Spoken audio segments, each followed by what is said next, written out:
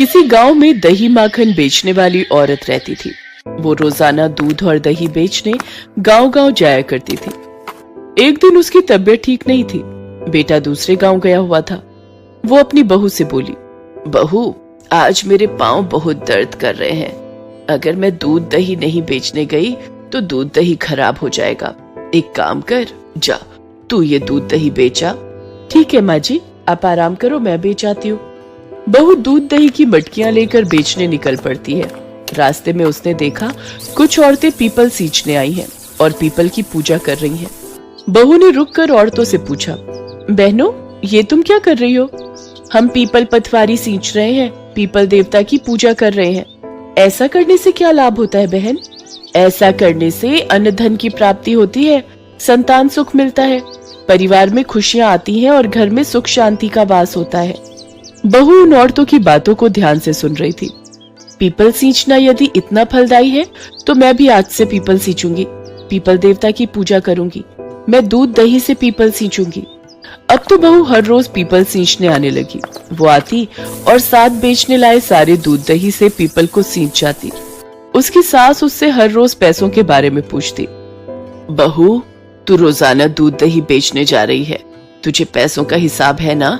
कब तक पैसे मिलेंगे? माँ जी, महीना खत्म होने दो, तब मैं सारे पैसे लाकर दे दूंगी। ये महीना पूरा हो गया, अगला महीना लग गया। बहू सोच में पड़ गई और पीपल के पास बैठकर प्रार्थना करने लगी। हे पीपल महाराज, मैंने तो सच्चे मन से आपकी पूजा की है, आपको सींचा है। हे पीपल देवता, मैं अपनी सास को पैसे कहाँ से लाकर दूं? मुझे कुछ समझ नहीं आ रहा। मेरी प्रार्थना सुनो प्रभु, मेरी मदद करो। बहू रोने लगी। उसकी प्रार्थना सुनकर पीपल देव प्रकट हुए और बोले, हे पुत्री, मेरे इन पत्तों को ले जाकर गुल्लक में रख देना, और तुम्हारी सास पैसों के बारे में पूछे तो ये गुल्लक उसे दे देना, तुम्हारे सारे दुख दूर हो जाएंगे। बहू ने पीपल देवता द्वारा दिए पत्ते आशीर्वाद स्वरूप रख लिए और पत्तों को ले जाकर एक गुल्लक में रख दिया। बहू, पैसे नहीं लाई क्या? अगला महीना लग चुका है। माँ जी, ये गुल्लक पकड़ो, जो कुछ भी है इसी में है। अच्छा, लगता है इस गुल्लक में तो महीने भर की बहुत कमाई है। सास ने गुल्लक तोड़कर देखी तो उसकी आंखें फटी की फटी रह गईं। गुल्लक में से हीरे मोती जगमगा रहे थे। पीपल देव की कृपा से पत्ते धन में बदल गए थे, जिन्हें देख सास बोली, इतना धन तो मैंने आज तक नहीं देखा। तू इतना धन, ढेरों हीरे मोती कहाँ से लाई बहू? मुझे सच सच बोल, दूध दही बेचकर इतनी कमाई तो तू नहीं कर सकती। लगता है तुझे कोई खजाना मिला है। तू मुझे खजाने का थोड़ा सा ही हिस्सा दे रही है, बाकी तूने अपने पास रख लिया है। नहीं माँ जी, जैसा आप सोच रही हो वैसा कुछ भी नहीं है। ये धन दौलत तो पीपल सींचने से प्राप्त हुई है। मैंने रोजाना दूध दही से पीपल को सींचा था। बहू शुरू से आखिर तक की सारी कहानी अपनी सास को बताने लगी। वही पड़ोसन की बहू ने चोरी से बहू की सारी बात सुन ली। वो पड़ोसन की बहू भी गांव में दूध दही बेचती थी, पर उसका दूध दही बहुत कम बिकता था, इसलिए वो उन सास बहू से बहुत जलती थी। बहू की बातों को सुनकर पड़ोसन के मन में लालच आ गया। बहू, ये सब तुम्हारी पूजा का ही फल है। तुम्हारे पीपल सींचने की वजह से तुम्हें उसका लाभ मिला है। अब से मैं भी तुम्हारे साथ पीपल की पूजा करूंगी और रोजाना पीपल सींचने जाया करूंगी। जब बहू को पीपल सींचने से धन दौलत प्राप्त हो सकता है, तो दूध दही तो मेरे पास भी है। मैं अभी पीपल सींचने जाऊंगी, फिर मुझे भी धन दौलत मिलेगा। हाँ, पर इतना महंगा दूध दही मैं पेड़ पर चढ़ाऊंगी तो मेरा तो बहुत नुकसान हो जाएगा। एक काम करती हूँ, थोड़ा सा दूध दही लेकर बाकी पानी मिलाकर सींच दूंगी। पीपल को कहाँ पता चल रहा है कि मैंने मिलावट की है। माँ जी जब बहुत सारी धन दौलत देखेंगी तो वो मेरी बहुत प्रशंसा करेंगी। लालची बहू अपने घर चली जाती है और दूध दही में पानी मिलाकर पीपल सींचने जाने लगती है। बहू, तू ये दूध दही लेकर कहाँ जा रही है? माँ जी, अभी कुछ मत पूछो, जब मैं लौटूंगी तब आप भी मेरे इस काम से बहुत खुश होंगी। ठीक है, पर अगर दूध दही बेचने जा रही है तो पैसे लेकर आना। वही तो लेने जा रही हूँ। पड़ोसन ने दूध और दही में ढेर सारा पानी मिलाकर पीपल पर चढ़ा दिया। पीपल देवता जानते थे कि पड़ोसन की बहू लालच में आकर ही ऐसा कर रही है। पीपल देवता प्रकट हुए। जल्दी जल्दी मुझे वो पत्ते दे दो, मैं अपने घर ले जाऊंगी। मैंने आप पर इतना सारा दूध और दही चढ़ाया है, उसका मुझे फल दो, नहीं तो मेरी सास बहुत गुस्सा करेगी और मुझसे दूध दही के पैसे मांगेगी। ये लो, ये पत्ते। हाँ हाँ जल्दी दो। पड़ोसन ने पीपल देवता से पत्ते लिए और घर की ओर भागी। उसने पीपल देव को ना ही नमस्कार किया, ना ही धन्यवाद किया। पत्ते उसने गुल्लक में जाकर रख दिए और अपनी सास से बोली, माँ जी, आप मेरे से पैसे मांगो, पूछो कि दूध दही के पैसे कहाँ हैं। हाँ, ये तो क्या कह रही है बहू, मुझे कुछ समझ में नहीं आ रहा। माँ जी, पहले आप गुल्लक तो फोड़ो। सास ने गुल्लक फोड़ी तो देखा कि उसमें कीड़े मकोड़े चल रहे थे। ये देखकर सास चिल्ला पड़ी, ये सब क्या है? तू कीड़े मकोड़े गुल्लक में भरकर ले आई है, किस बात की सजा दे रही है मुझे? बहू घबरा गई और उसने सारी बात अपनी सास से कही। बहू, ये सब तेरे लालच का परिणाम है। स्वार्थ की भावना से की गई पूजा व्यर्थ है बहू। दूध दही मिलावट वाला पीपल देवता पर चढ़ाया, तूने धन के लालच में ये सब किया। अब तू मेरे साथ चल, हम दोनों मिलकर पीपल देवता से क्षमा मांगेंगे और निस्वार्थ भावना से उनकी पूजा करके उनको सींचेंगे। पड़ोसन बहू अपनी सास के साथ पीपल देवता के पास जाती है और उनसे क्षमा मांगती है। उस दिन से वो भी अपनी सास के साथ सच्चे मन से पीपल की पूजा करने लगी और पीपल को सींचने लगी। पुराणों के अनुसार पीपल के वृक्ष में त्रिदेवों और नवग्रहों का वास माना गया है, इसलिए पीपल को चमत्कारिक वृक्ष कहते हैं। कहा जाता है कि विधि पूर्वक पीपल की पूजा करने और सींचने से मनुष्य को उसका उचित लाभ अवश्य प्राप्त होता है। तपस्या अपने माता पिता के साथ भानपुर गांव में रहती थी। तपस्या बचपन से ही भगवान शिव की भक्ति करती थी। उसका नियम था रोजाना सुबह सुबह शिव मंदिर में जाना और पूरे मंदिर की साफ सफाई करके शिवलिंग की पूजा करना। तपस्या के पिता किसान थे। एक छोटी सी जमीन पर जो थोड़ा बहुत अनाज उगता, उसे बेचकर थोड़े बहुत पैसे कमा लेते थे। तपस्या 12वीं पास थी। पैसों की तंगी के कारण वो शहर पढ़ने नहीं जा सकी। गांव में ही रहकर वो बच्चों को एक आंगनबाड़ी स्कूल में पढ़ाती थी। सबसे प्यार से बोलना, बड़ों की इज्जत करना उसके स्वभाव में शामिल था।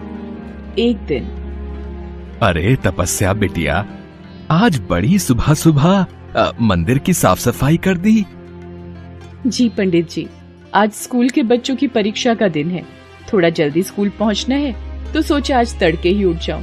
अच्छा पंडित जी, अब मैं चलती हूँ। खुश रह बिटिया, बड़ी प्यारी बच्ची है। भगवान भोलेनाथ की परम भक्त है ये अपनी तपस्या। तपस्या स्कूल पहुंचने के लिए जल्दी में थी। अचानक वो किसी से टकरा जाती है। अरे इतनी जल्दी में कहाँ जा रही हो तपस्या?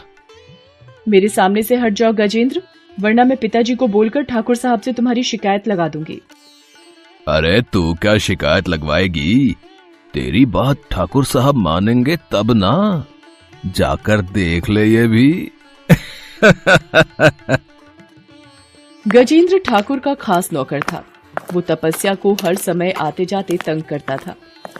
तपस्या इन बातों से बहुत दुखी होती थी। अब उसने अपने पिता को बोल ही दिया, बापू, ये गजेंद्र की हरकतें बढ़ती जा रही हैं। जब देखो राह में रास्ता रोककर परेशान करता है। तू परेशान मत हो बेटा, मैं अभी ठाकुर के पास जाता हूँ और इस बारे में बात करता हूँ। राम प्रसाद ठाकुर भान सिंह के पास जाता है और गजेंद्र की सारी बात बताता है। एक बात बोलूं राम प्रसाद, अपनी बेटी को घर में रख। इधर उधर गांव में मास्टरनी बनी घूमती रहती है। लड़कियों का घर में रहना ही शोभा देता है, समझा के? बेचारा राम प्रसाद एक गरीब किसान था, ज्यादा कुछ बोल नहीं सकता था। ठाकुर से गांव में सब डरते थे। वो चुपचाप वहां से चला जाता है। एक दिन शिव मंदिर के बाहर गजेंद्र फिर से तपस्या का रास्ता रोक लेता है और तपस्या का हाथ पकड़ने की कोशिश करता है। तपस्या उसे चांटा लगा देती है। गजेंद्र गुस्से में आ जाता है। मैं तुम्हें पुलिस के हवाले कर दूं, इससे पहले यहाँ से चले जाओ। देख लूंगा तुझे, बस एक मौका हाथ लगने दे। गजेंद्र गुस्से में भरा वहां से चला जाता है। तभी पंडित जी बाहर आ जाते हैं। अरे तपस्या बिटिया, ये गजेंद्र एक नंबर का गुंडा है। इसके मुंह ना ही लगो तो अच्छा है। अब अपना मन मत खराब कर बिटिया। अच्छा, अब परसों शिवरात्रि है तो मंदिर में ठाकुर साहब सोने का कलश और मां पार्वती को सोने के गहने चढ़ा रहे हैं। बहुत बड़ा भंडारा होगा। अपने माँ बाबू को भी दर्शन के लिए मंदिर लेती आना बिटिया, ठीक है ना? ठीक है पंडित जी, मैं ले आऊंगी। शिवरात्रि के दिन ठाकुर भान सिंह शिवलिंग पर सोने का कलश और माँ पार्वती को सोने के गहने चढ़ाता है। भीड़ के कारण तपस्या अपने माँ बापू के साथ मंदिर के बाहर ही खड़े होकर दर्शन करती है। अगले दिन तपस्या सुबह सुबह मंदिर की सफाई करके स्कूल चली जाती है। पीछे से अरे, माँ पार्वती के गहने कहाँ हैं? मंदिर में चोरी हो गई। गहनों की चोरी किसने की? ठाकुर साहब को बताता हूँ। पंडित दौड़ता दौड़ता ठाकुर के पास जाता है। ठाकुर साहब, माँ पार्वती के गहने चोरी हो गए। क्या? अरे किसकी हिम्मत है जो इस गांव के मंदिर में मेरे द्वारा चढ़ाए गए गहनों को चोरी कर ले? पिताजी, मुझे टॉफी खानी है, अभी इसी वक्त। अरे ठकुराइन, अरे ये बंसी को अंदर ले जा, यहाँ जरूरी बात चल रही है। ठाकुर का बेटा बंसी कुछ साल पहले सिर में आई चोट के दौरान मंदबुद्धि हो गया था। बहुत इलाज कराने के बावजूद भी वो ठीक नहीं हुआ था। अरे ओ गजेंद्र, जरा जीप निकाल, मंदिर में गहनों की चोरी हो गई है। पिताजी, मैं भी आपके साथ चलूंगा। अरे अभी हम काम से जा रहे हैं, ठकुराइन इसे अंदर लेके जा। नहीं, मैं भी चलूंगा, मुझे जाना है जीप पर घूमने। अच्छा अच्छा, चल बैठ जा, तू ना मानेगा आज। ठाकुर मंदिर पहुंचता है और आसपास में सभी से पूछताछ की जाती है, पर कोई भी जवाब नहीं मिलता। आखिर चोर है कौन? अरे ऐसी हिम्मत कौन कर सकता है? ठाकुर साहब, ये पता चल जाए कि आज सुबह सुबह मंदिर कौन आया था, बस वही मंदिर के गहनों का चोर है। ये ठीक रहेगा। क्यों पंडित जी, सबसे पहले सुबह सुबह कौन मंदिर आता है, कुछ पता है के? ठाकुर साहब, सुबह सुबह तो बस तपस्या बिटिया ही मंदिर की साफ सफाई करने आती है और पूजा पाठ करके चली जाती है, पर उसे तो ये कार्य करते हुए बरसों बीत गए। अरे पंडित जी, इंसान की नियत बदलते देर नहीं लगती। अरे तपस्या को अभी बुलवाओ।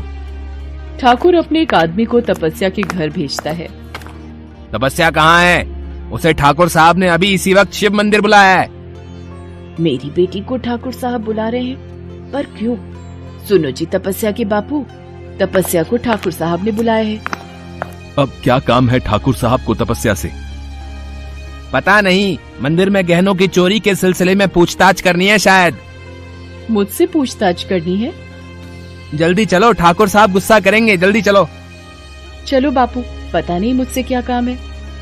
तपस्या शिव मंदिर पहुंचती है। अरे तपस्या, सच सच बता दे, मंदिर के गहने तूने कहाँ छिपाए हैं? कौन से गहने ठाकुर साहब? मैंने कोई गहने नहीं चुराए। सुबह तो माँ पार्वती के ऊपर गहने थे जब मैं आई थी। तो क्या गहनों को जमीन निगल गई या आसमान खा गया? सीधी तरह बता दे, गहने कहाँ हैं? ठाकुर साहब, मेरी बेटी ने कोई चोरी नहीं की, हमारा विश्वास कीजिए। मेरी बेटी परम शिव भक्त है, वो भला ऐसा घिनौना काम क्यों करेगी? अरे चल हट रे, ठाकुर साहब के आगे आंसू मत बहा। ये लड़की अभी गहने वापस करेगी। हे भोलेनाथ, मैंने आपकी सच्चे मन से हमेशा पूजा की है।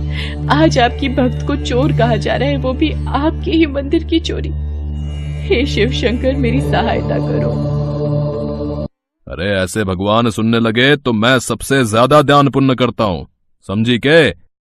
मेरे बंसी के लिए कितने इलाज किए और कब से इस शिव मंदिर में दान कर रहा हूं, मेरी तो आज तक नहीं सुनी। मेरा इकलौता बेटा बंसी इतने सालों से ठीक नहीं हुआ। क्या तेरे शिव शंकर तेरी ज्यादा सुनते हैं के? हैं? तो बोल उन्हें मेरे बंसी को ठीक कर दें।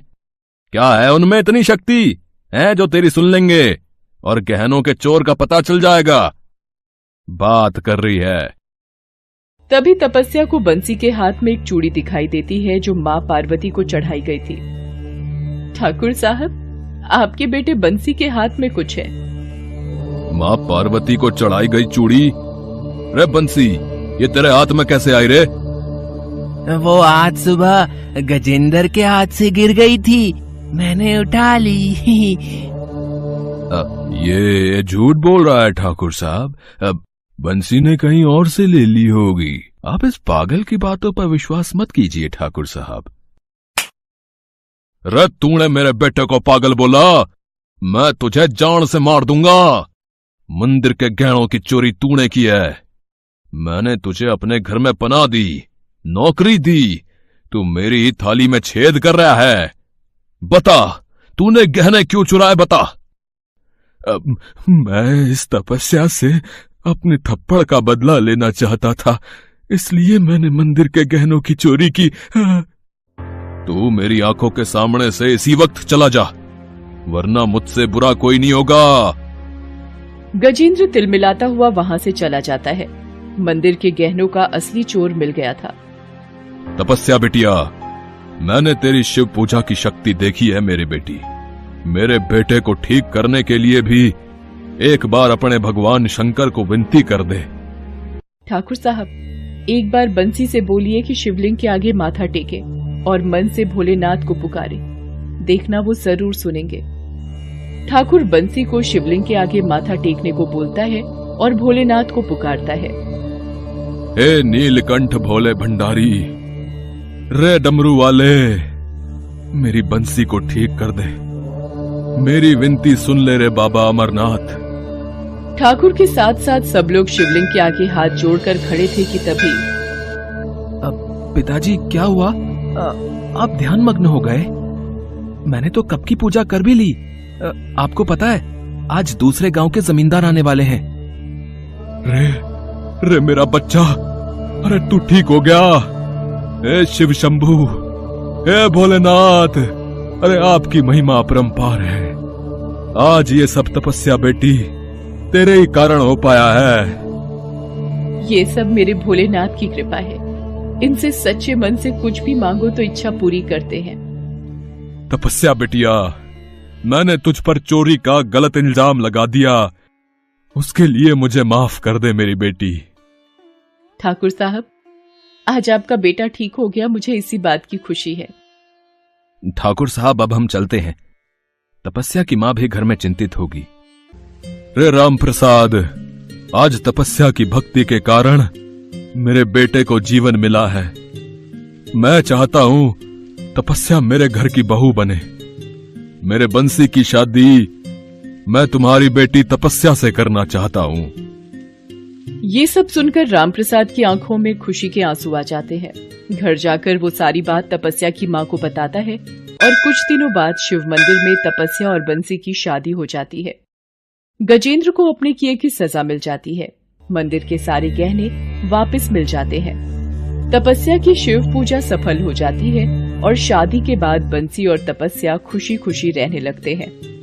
ठाकुर भी अपने बेटे को सही सलामत देखकर खुश हो जाता है और उस दिन से ठाकुर का स्वभाव भी सब गांव वालों के लिए अच्छा हो जाता है। तपस्या के माँ बापू भी अपनी बेटी का घर बसा देखकर शिव जी को धन्यवाद देते हैं।